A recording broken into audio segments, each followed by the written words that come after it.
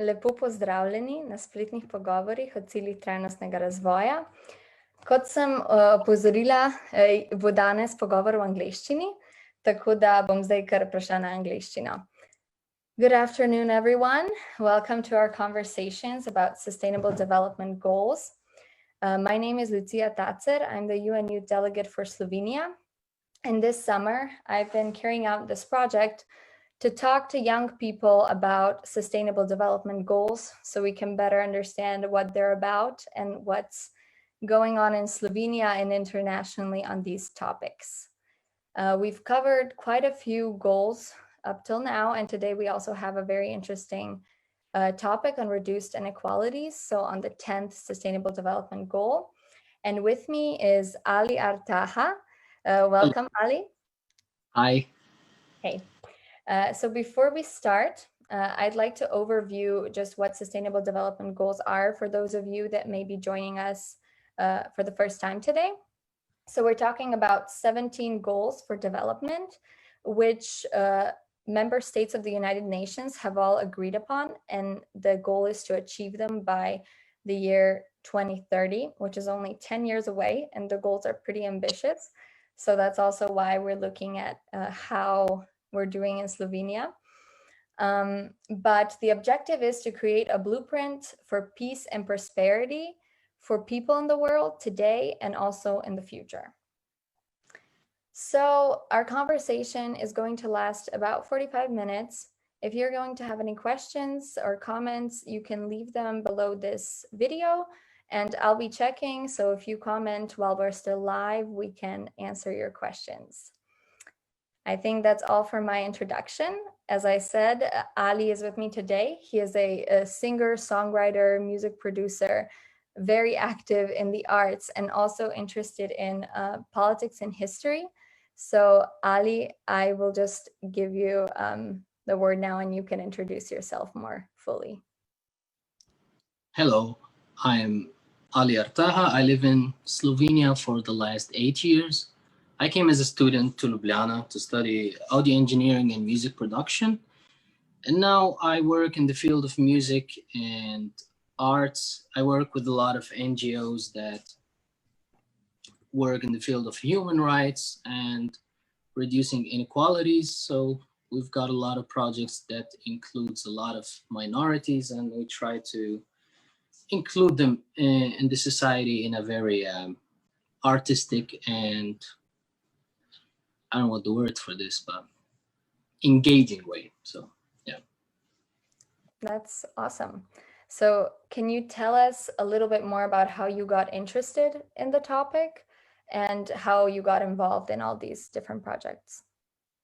Yeah, well, at first when I came as a student, it was, people seemed to have less prejudices towards me. When I used to say I'm a student from Syria, everyone was very interested that I come from Syria, that I'm a student in Slovenia, why I chose Slovenia, etc. And after 2015, when there was what they call the refugees wave, things has changed. And when I say that I'm from Syria, the reaction of people has changed as well. So for them, I'm now a refugee, and I saw that a lot of people are not maybe not treated as I was treated when I came as a student. And we're kind of the same people.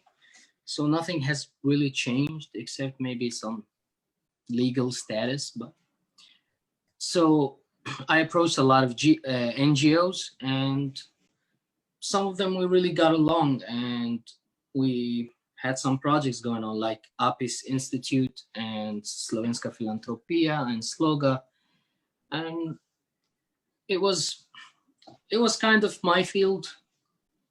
I did some art, but also we were working with a lot of minorities and people who with less chance to be included in the society. So that's very interesting that you pointed out how, yeah, you had the experience to come here before the crisis and then how perceptions changed. I believe that, and I think probably media had a huge impact on the way people perceived migrants from Syria.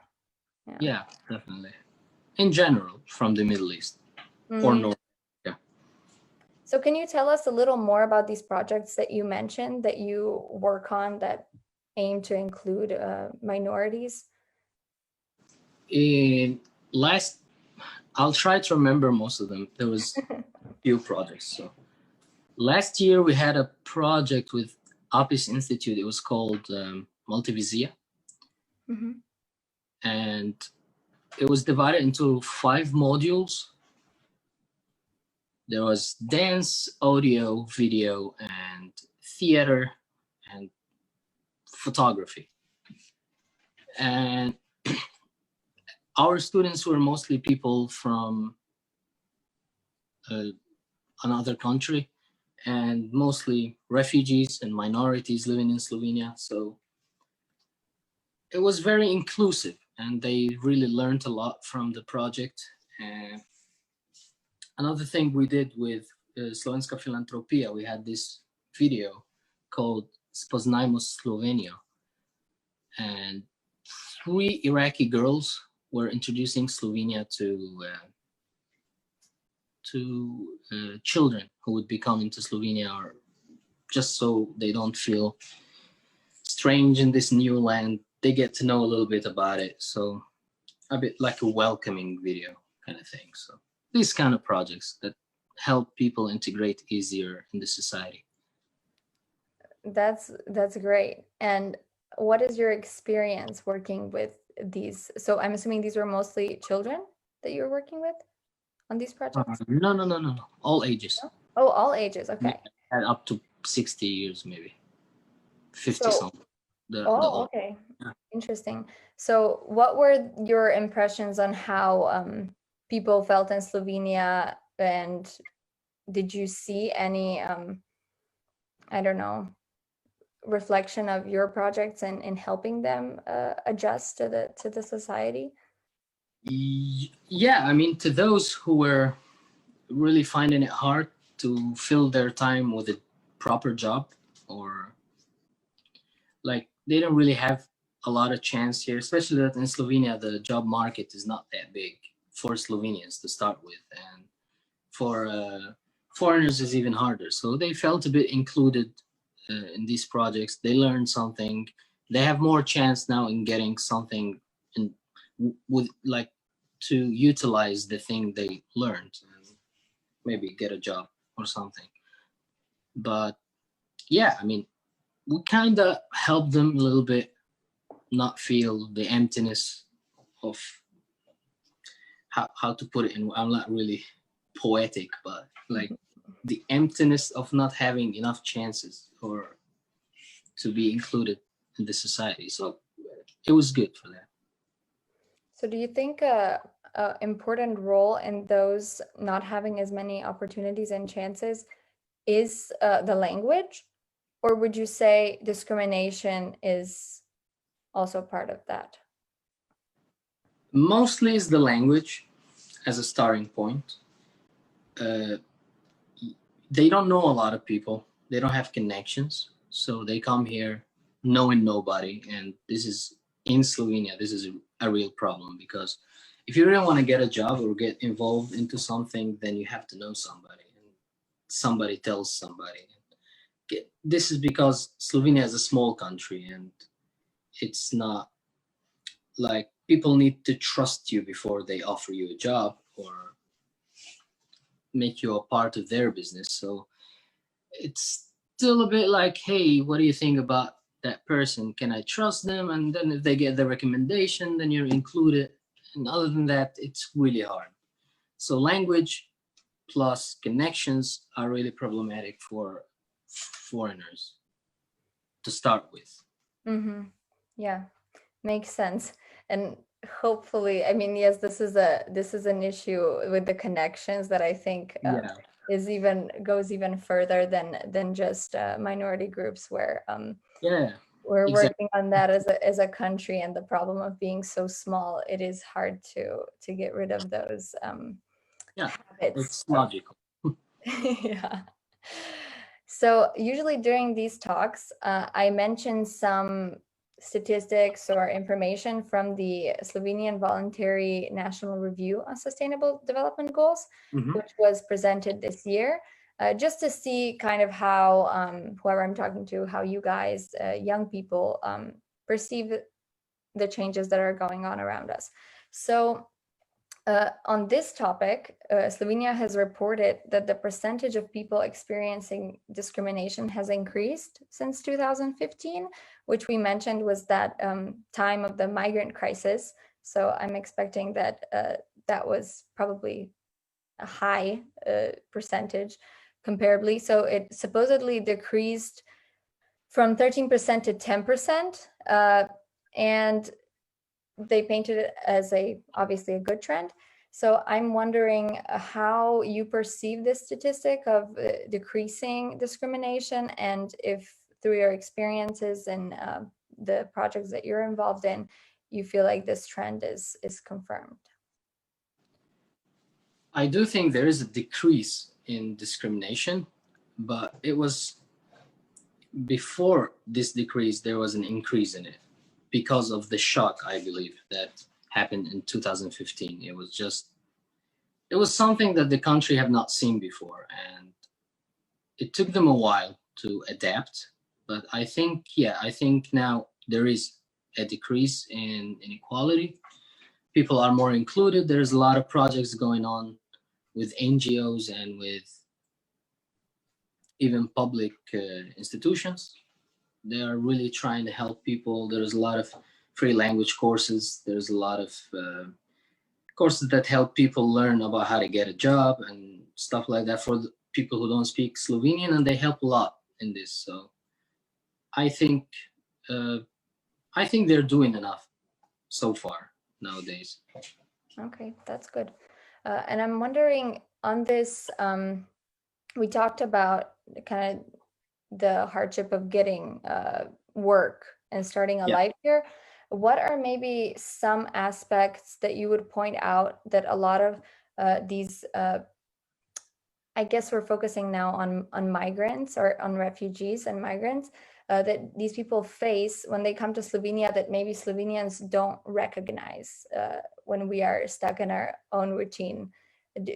Are there any other obstacles that you think you'd point out that are important? Yeah, I mean, skills wise, it seems that Slovenia is not lacking a lot of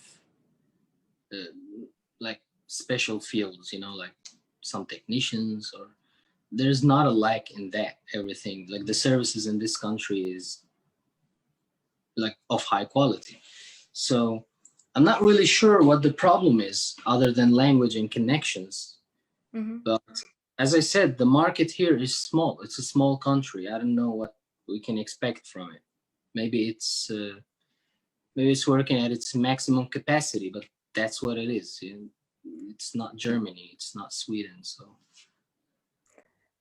we still need some people in some fields. It seems like I think we're importing doctors. So, but yeah.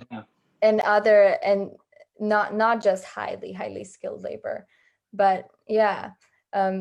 So we've mentioned language a couple times. So I'm wondering, what is your experience in learning Slovenian, and just to give us a feel on that? Yeah, for me, it's like when I came as a student, my school was kind of Australian British school, so it was in English, and I didn't have to speak the language. But then it became a habit. Everyone who knew me here knew that I speak only English, and there was literally no chance to practice the language. Add to that my laziness on this side. Like, if it goes in English, it goes in English. Why shall I put the effort? Yeah, but at some point I had to pass the Slovenian exam, the national exam. So that's when I put some effort and I passed it. And now I can manage a little bit in Slovenian. You mean the exam for citizenship? Yeah, I mean, you have to have it if you're gonna. Slovenian, yeah. I've heard that exam is really hard. So good job. Well, yeah, it was medium. I wouldn't say hard, I wouldn't say easy. So okay, good. Somewhere in the then you're probably wait, what did you say? Nešto izmečeno, something in the middle. Oh, okay. Yeah, then you're probably better in Slovenian than you think. Maybe, I don't know. Okay, great. And while we're on this topic of comparing your experience, would you want to talk about any other maybe cultural differences that you experienced when you moved here? Even though, I mean, as we pointed out, you came here before the 2015 crisis and you didn't come here as a refugee. So what are some maybe cultural Yeah, experiences? absolutely. There's a lot of cultural problems, but not like a shock, not a cultural shock, but it was like just cultural differences. Mhm. People in Syria are quite like open and loud, and we joke a lot. And people in Lebanon are a bit closed up. They're a bit reserved, and I was maybe a bit too much to some people with my sense of humor and like loudness, maybe. But other than that, it wasn't a big problem. It's just like in Slovenia, people don't say if they're bothered by something. While I'm used to people saying to you if there's something wrong, you would know about it. While in Slovenia, you would know maybe 6 months later from someone else. Yeah. And so that was weird for me. Other than that, not really cultural shocks. Just maybe the pace here is a bit slower regarding the nightlife. Oh, okay. Yeah, like everything closes at 8, while where I come from, it does not close. So it's party all night. But yeah, other than that, nothing. Interested. I haven't thought about that. I mean, you mean during the week, right? Doesn't matter. Really? Yeah, I mean, it's there. Here is really after 8. It's pretty much the European style of things. Okay, interesting. Yeah, I would agree with all of those things that you pointed out in experience. But you're really active in art, and you're also interested in political issues. So how do you find this connection? Do you see any additional potential here, and how did you start combining this? Potential regarding what? But maybe, instead of just speaking about political issues, using them in art forms, and what kind of potential that brings to reaching people. I don't know. I don't use it in music. So my music is more, I like to talk about abstract subjects. But in comedy, I do use this kind of political things. In stand-up comedy, I used to do some stand-up, and I maybe did a sketch about bureaucracy in Upravna enota, some sketch about Europeans or Americans not differentiating the cultures in the Middle East and thinking that Middle East is one country where it has one kind of people, one kind of culture. This kind of things, I used in my comedy. But in my songs, I reserve it for something else. So what do you talk about in your music then? I have released 2 songs recently. One was about, I tried to make it a bit comic, like there was this coronavirus challenge where people were licking public surfaces, which was weird. But then I made a song about it, and it's strange.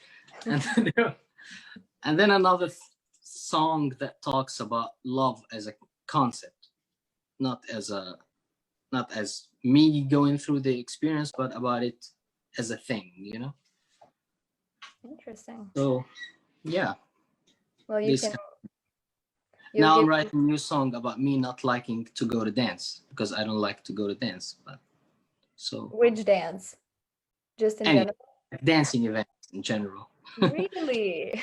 Yeah. So that will be a new song if people want. Okay, yeah, we will definitely include some links. You'll send them to me later, and we'll add them. So I wanted to ask about this new film that you have coming out. It's called Kakshan Siret Spasi, and as you told me, I think it comes out on September 10th.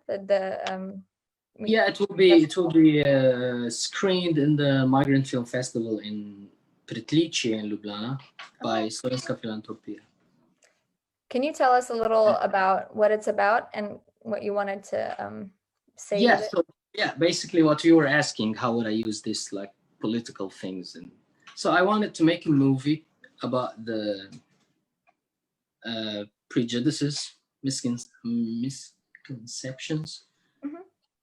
Like when you come to a new country and there's a lot of things that you don't know they exist, or the whole concept that you don't know that it exists, and of course what people think about you as well. So when you're Syrian, when I say Syrian, what pops into most people's head?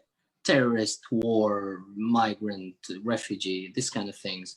So I wanted to tackle this kind of things in a comic way, because I think comedy is the way to deal with these things. I don't like shouting and seriousness and fighting and beating each other. It's not gonna help. But if you make people laugh about something, they might recognize the pattern. So I met a guy in the comedy club. His name is Mateusz Balo, and we were driving to Maribor to perform in one club. And I was telling him, hey, you want to do a video about this and that, Syrian concepts and stuff? Like, for example, in Syria, we have the zebra on the street, but nobody stops before it. So I had no clue why it's there. It is there. And then when I was in Slovenia, people started stopping, and I was like, that makes sense. So that's one of the concepts, right? Oh, nice. And there's a lot of these things put in the movie, and he was very for it. And we decided that I would be the Syrian character, he'd be the Slovenian character, and we'd play all these prejudices between us. He's my taxi driver. He picks me at the airport, and so on, and the story unfolds. So. Okay, awesome. Wow, that sounds very interesting. I mean, I'm assuming that the event in Pritlice is going to be public, so anyone who's interested can come, right? I guess so, but with the COVID-19 restrictions, I don't know how many will be allowed in. So, Okay. yeah. Okay. And it seems that maybe a second quarantine or something. Yeah. Regulations. Okay. So we don't know, but it probably will be online for those who miss it. So. Okay, great. Yeah, we can share that. I think that is definitely, as you said, like comedy is more appealing to people, and it might be also a better way of dealing with these problems than talking about it seriously all the time, and as we're used to hearing them. Yeah, it seems that people close up when you're too shouty about something, or they don't listen to it. But when you make them laugh, they're more like, okay, that shouldn't happen. You shouldn't beat people because of their color, you know? It's like ridiculous. Yeah. So, yeah. Yeah, and I wanted to mention that actually the initial idea was when I was working with Zavod Apis, we had to do something, and then I was thinking, what shall we do? Like a video. And then the whole idea of the movie unfolded. Okay, very cool. And we will definitely share when it comes online. What else were we going to talk about? Oh, we already mentioned some of your comedy and some of the things you try to address with it. Do you want to, so you said you mostly focus on these prejudices about the Middle East, of Europeans of the Middle East, or what concepts do you try to address? Inequality and justice. Like I have a sketch about Trieste being Slovenian and how it was stolen by the Italians, and this kind of thing. Some historical facts, some historical jokes as well. It's not just about the Middle East, but like I try to get from all around whatever I can get and to write a sketch about it. Nice. And how long have you been doing comedy? Because you didn't go to school for that, right? This is just like a hobby. It was like a hobby. I didn't do it for a while now, for a year. But I started in 2018, and for about a year I did comedy. But then I got busy with the movie and some other stuff like music. I was writing songs, so it's a lot of work to write and practice and perform. I can imagine, yeah. So you brought up COVID already and the epidemic. Do you maybe do we want to speak a little bit about how that has impacted inequality, especially groups that you work with? Have you in the course of your projects, have you guys addressed any special needs during this time of quarantine? No, because the moment quarantine hit, there was absolutely no work. So we were, me and Adriana from Sloga, we were working on the projects with schools. And then the schools went into quarantine and we couldn't go on with it. So that's so this is the migration education project, right? Migrated, yeah. It migrated, okay. Do you want to say a little bit more about that project? I don't think we've mentioned it. We didn't mention it, I guess. We had like video workshops. Had to be, I think the topic was migration in my life. So the students had to come up with scenarios and they had to make a video about it. And we went to 5 schools around Slovenia. We had, I don't remember how many groups we had, but we had to teach them, like help them through the scenario and then through the production of the video. Now we have 2 videos ready to be screened, and we're waiting for more if it's gonna happen. And were you surprised by any of their reactions, or how did they approach these topics?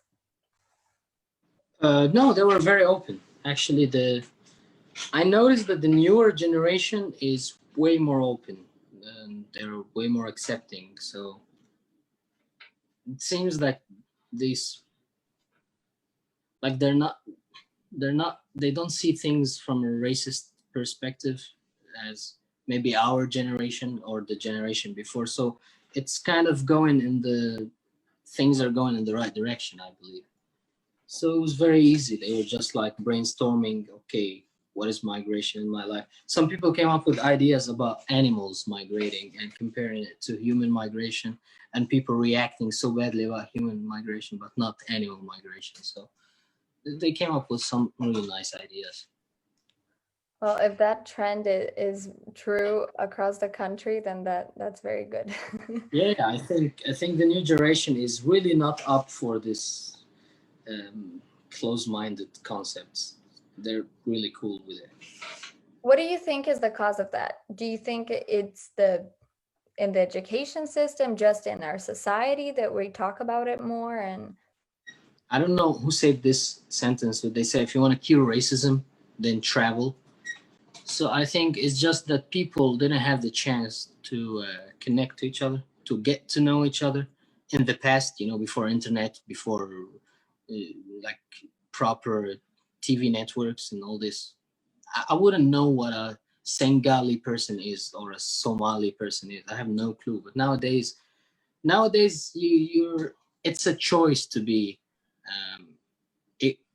ignorant about a subject. So, like, there is insane amount of documentaries and videos about each country, and you can really learn about it. So, but in the past, it was not a chance. Like, there was not an option.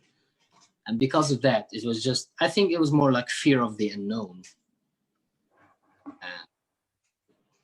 And, there was a lot of wars back then as well. And you needed to protect yourself, kind of. So you had that instinct to protect yourself and your tribe. But nowadays, like, the reason for this instinct is not there anymore. So people are more open. Yeah, I totally agree with that, with the traveling and curing racism. That's why I've always been thinking how important it would be to provide more opportunities for young people when you're studying, to study outside of Slovenia, but also outside of Europe, which we don't have that many opportunities. But you've mentioned a good point that even today, with all this technology, we don't even need to necessarily travel, especially if we don't have the funds to do it. You can still learn so much and be exposed to a lot online. So the sources are infinite. Yeah, if of course you know where to find them. That's the other. Yeah. That's a yeah, it's actually a pretty big obstacle probably for many people. So regarding young people and inequalities, you've said you see positive trends. What if somebody's watching this video and they would like to get involved, kind of like you are, and with different NGOs and help out? What would be your suggestion? How to get involved? Where to start? What would be some good ideas? There's a lot of volunteering projects in European Union. There's Erasmus Plus, Solidarity Corps. There's a lot of, I can't really remember all of them, but there's really a lot of things going on, and you can apply online. There's a lot of voluntary services. So that's a start, I believe. So especially when they're young, they can gain some skills, and then after 18, they start caring about money, and the word volunteer won't be as shiny. So what about the organizations that you work with? Are you looking for volunteers on any of the projects? At the moment, it's a bit frozen after quarantine. So at the moment, I'm not aware of any. Mm-hmm. If you know any project that's looking for, let me know. Okay, great. And maybe before we end, since you're so active in music and performing, what would be maybe the next place that people could come see your work? What are some events coming up for you? With the COVID-19 situation, absolutely not. There's no event in the future, except my movie will be in 10th of September in Poleg at 5 o'clock. Other than that, they can like follow me on Spotify, Apple Music, Tidal, and YouTube. And I'll be putting songs every now and then until this whole quarantine thing is over, and then we can maybe have some concerts or live performances. But till then, interesting. Online streaming services. I thought outside we were already able to do things, with things going on. Yeah, I mean, there are some things going on, but you gotta look for them. Like really not much. And that next song that's coming out, you said, was about what again? I'm not sure which one I'm gonna put out. There's a couple coming out, but yeah, one I'm working on is about me not liking to go dancing. So. Oh yeah, okay. Yeah, so interesting topic. Then, unless you have anything very else... dancey song, so. Oh, that's oxymoronic. So, okay, well, if you have any last words, otherwise, I will probably wrap it up. Do you have anything else? I guess not. Yeah. Okay, well, we will definitely tag you, so anyone who's interested can follow your social media and your pages and see what you're up to. But thank you so much for taking the time today and sharing your views. Thank you for having me. Of course. So have a good evening, I guess. Not you night too. yet. Goodbye. Lebdan Ciao.